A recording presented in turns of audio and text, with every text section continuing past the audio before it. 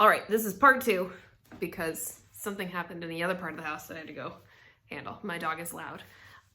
So please send me your assignments. That's the only way that I know that you're working on them. If you're doing them on paper because you can't figure out how to get them to come up on your Chromebook, you can't figure out how to put a new document, that's okay. Do them on paper, take a picture of it, send it to me. That will count.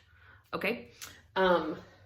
My email address is kiporter with the GCC schools at gccschools.com.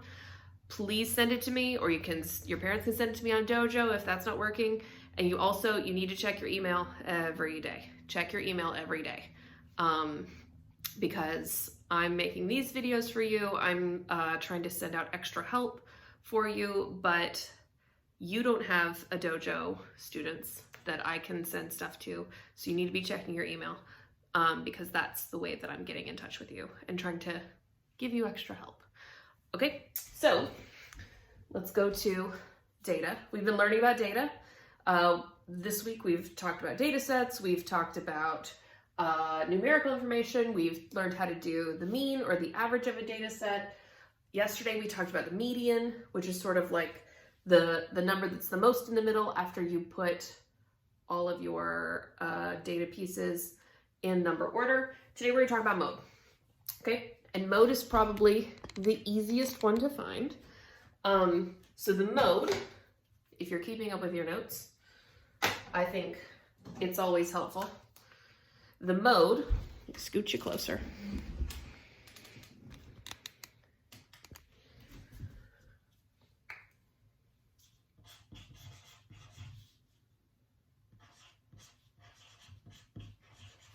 It's the data piece that appears in your data set the most. So if you have one number that's coming up over and over and over in your data set, it's the one that is in your data set with the most frequency. That means you have the most of that number in your data set. So I'm going to say the data piece, which is just that number, the data piece that occurs. Oh no, guys, I made a mistake. It's okay.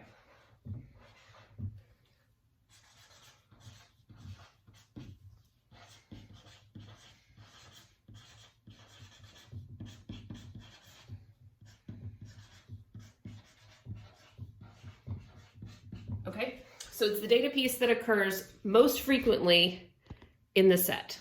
Okay, so I'm going to use these numbers that we used yesterday or the day before. Let's pretend this is your data set today.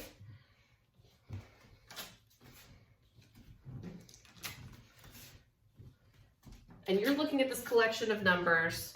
We've got, can you guys see that? You've got 18, you've got 5, you've got 4, you've got 8, you've got 4 again, you've got 1.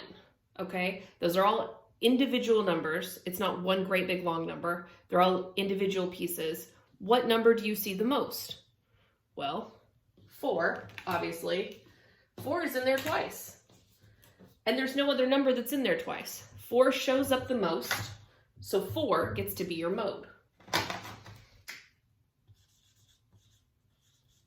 Because it occurs most frequently in the set. Because it shows up twice. Okay? And that's really it. I told you, it was easy. Okay, let's practice a couple. And these are the examples on your assignment today. So I just want to keep it clear. So here I have number 1, number 2, number 3, number 4. And then each one has a data set. So in our first data set, we've got 2, 5, 9, 3, 5, 4, and 7. Which number do you see the most? That's your mode. So look at it. What do you think?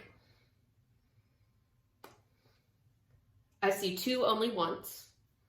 I see 5 twice. And I just like to mark them. This guy matches this guy. 9 is only in there once. 3 is only in there once. 4 is only in there once. 7's only in there once. So the mode has to be 5 because it's in there twice. Easy. It's really easy. This one you can do just by looking at it.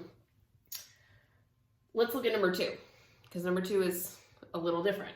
I have 2 and 2. 2's in there twice. 5 is also in there twice.